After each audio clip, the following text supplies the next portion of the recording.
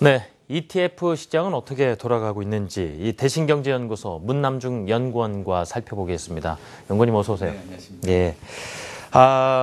글쎄요, 저기 이 유럽 쪽에 여러 가지 이슈들이 있었습니다. 그 중에 하나 이 우크라이나와 러시아 간에 어떤 휴전을 결정했다는 부분도 상대 시장에는 우호적으로 작용을 한 것으로 보이는데요.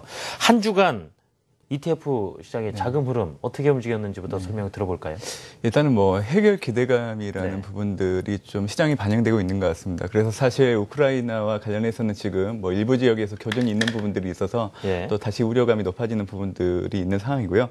일단 그리스 문제도 조만간 해결될 것이라는 기대감이 상당히 높아지고 있는 부분들이 있어서 일단은 선진국 및 신흥국 쪽의 자금 흐름 자체가 한 주 만에 또 유입세로 전환됐기 때문에 위험 자산을 선호하는 성향 자체가 최근 들어서 높아지고 있다고 그렇게 보시면 될 것 같습니다.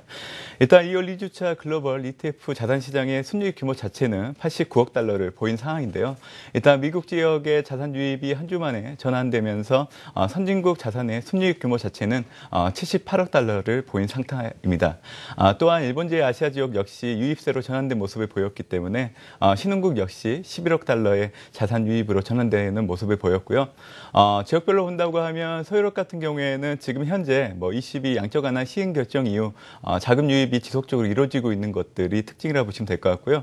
일본은 달러 강세로 인해서 엔화가 약세 압력을 받고 있는 상황이기 때문에 일단 3주 만에 유출세를 마감하는 모습을 보인 상황입니다. 신흥국 내 일본 제 아시아 같은 경우에는 이제 춘제를 앞두고 소비 심리가 살아나고 있고 또 중국 정책 당국의 경기 부양 의지가 반영되면서 중국을 중심으로 또 자금 유입세가 지속되는 모습이고요. 한 가지는 이제 인도와 한국 같은 경우에는 이제 5주 만에 자금 유출세로 전환되고 있는 부분들이 있기 때문에 수급 안전성이 낮아지고 있는 모습이라는 것을 기억해 두시면 좋을 것 같습니다. 지난주 자금 유입 상위 ETF를 본다고 하면 네. 스파이더의 S&P 500 인덱스 투자 ETF, 또 이즈덤 트리의 유로화 해지 ETF, 또 아이세어스의 하이힐드 투자 ETF로 미 경제지표 호조로 달러와 강세 및 유로화 약세 구도가 자리 잡았기 때문에 미 인덱스 및 유로화 약세 투자 ETF를 중심으로 매수세가 들어왔다 보시면 될 것 같고요. 자금 유입 하이 ETF는 아이세어스의 중소형주 투자 ETF, 또 뱅가드의 배당 투자 ETF, 또 아이세어스의 국채 숏 투자 ETF로 대형주 강세에 따라서 상대적으로 중소형주가 약세를 보인 상황이기 때문에 중소형주 ETF의 매도세가 두드러진 상황입니다. 일단 유럽발 악재에 대한 예상이 상당히 강해지고 있는 부분들이 있기 때문에 아무래도 그리스의 최종 합의안 역시 다음 주면 단판이 날 걸로 그렇게 좀 보고 있는 상황이기 때문에 위험 자산을 선호하는 성향 자체가 지속될 걸로 그렇게 좀 전망을 해보고 있는 상황입니다. 네. 자, 이번에는 국내 ETF 보겠습니다. 뭐 수급 주체별로 업종별로 어떤 특징들이 있었는지 그리고 어떤 그 ETF가 좀 주목을 받았는지도 설명 들어보겠습니다. 일단 코스피 지수 최근 들어서 보합권 흐름을 네. 나타내고 있는 상황이라서 뭐 2주 동안의 소폭 하락세로 전환되는 모습들이 코스피 200 관련된 ETF에 나타나고 있는 상황이고요. 네. 일단 최근 들어서는 가격 부담에도 불구하고 코스닥 지수의 강세 국면이 연장되고 있기 때문에 코스닥 관련 ETF는 2% 가까운 수익률을 보이고 있는 상황입니다. 수급 주체별로 본다고 하면 외국인들은 소강 매매를 좀 보이고 있는 상황인데요. 일단 금융투자 투신 같은 경우에는 매수로 대응하면서 특히 금융투자는 레버리지를 활용해서 좀 더 공격적인 모습을 좀 보이고 있는 게 특징입니다. 최근 섹터 ETF는 헬스케어 ETF, 또 반도체 ETF가 강세를 보이고 있는 상황인데요. 작은 사치라는 그 소비 트렌드 대표 분야로 헬스케어가 또 주목을 받고 있고 또 삼성전자와 하이닉스와 같은 우리 국내 반도체 기업들이 전 세계 모바일 드림 시장에서 주도권을 이어가고 있기 때문에 헬스케어 및 반도체 업종 ETF가 각각 6%와 2% 상승하는 모습을 보였습니다. 국내 스타일 테마별로 본다고 하면 이제 경기방어 ETF가 상승하는 모습을 보였는데요.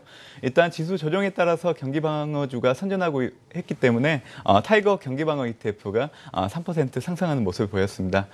결국에는 코스피 지수가 조정을 보였기 때문에 이제 경기방어주를 중심으로 상승세를 보인 게 특징이고요.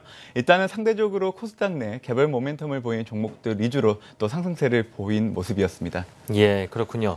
자, 이번 주에 이 대내적으로 좀 주목해 볼 만한 자산시장의 핵심 이슈들도 정리를 부탁드리겠습니다.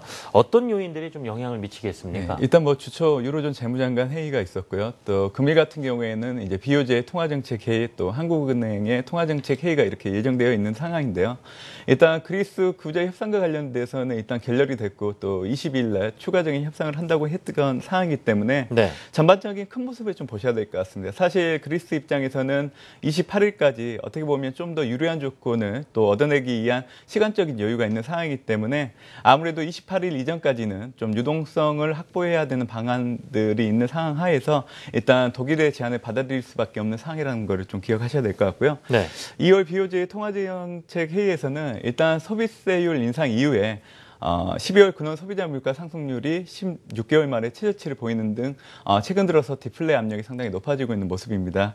일단 지난해 10월 QQE 확대 발표 이후에 추가적인 정책 효과를 지켜볼 필요가 있는 상황이기 때문에 기존의 통화 완화 정책에 대한 기조를 재확인할 걸로 그렇게 좀 보고 있는 상황이고요. 네. 뭐 2월 한국은행의 금통위 같은 경우에는 일단은 기준금리를 동결할 걸로 좀 보고 있는 상황인데요.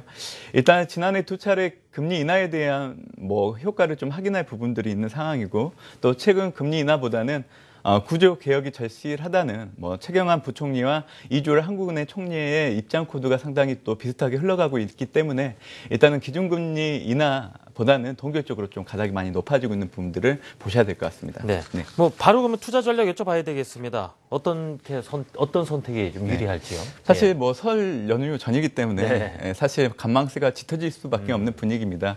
일단 뭐 그리스와 관련된 부분들이 또 다음 주로 이연되고 있는 부분들이 있어서 일단은 변동성을 확대될 수 있다는 부분들을 항상 염두에 두셔야 될 것 같고요. 이에 따라서는 어떻게 보면 금주와 다음 주는 연장선 상황에서 좀 보셔야 되기 때문에 네. 금주 이벤트들 한국은행의 금통위와 또 중국의 춘제와 같은 모멘텀 요소를 좀 대안으로 살펴보면서 수출주 및 중국 소비주를 중심으로 대응하는 전략이 필요할 걸로 그렇게 좀 보고 있는 상황입니다. 그렇기 때문에 인덱스를 중심으로 투자하려고 하는 투자자분들은 일단은 국내보다는 해외 투자처로서 미국과 일본 투자 ETF에 좀 관심을 가질 필요가 있는 상황이고요. 인덱스보다는 사실 모멘텀이 좀 더 상대적인 강세가 나타낼 걸로 보고 있는 상황이기 때문에 한국의 금통위, 중국 춘저를 모멘텀으로 한 타이거 경기방어, 또 타이거 중국 소비 테마와 같은 스타일 테마 측면에서 접근하는 대안 방법이 네. 좀 더 유리할 걸로 그렇게 좀 보고 있는 상황입니다. 네, 어떤 ETF에 좀 관심을 가지면 좋을지까지 정리해 주셨습니다. 지금까지 대신경제연구소 문남중 연구원이었습니다. 연구원님, 감사합니다.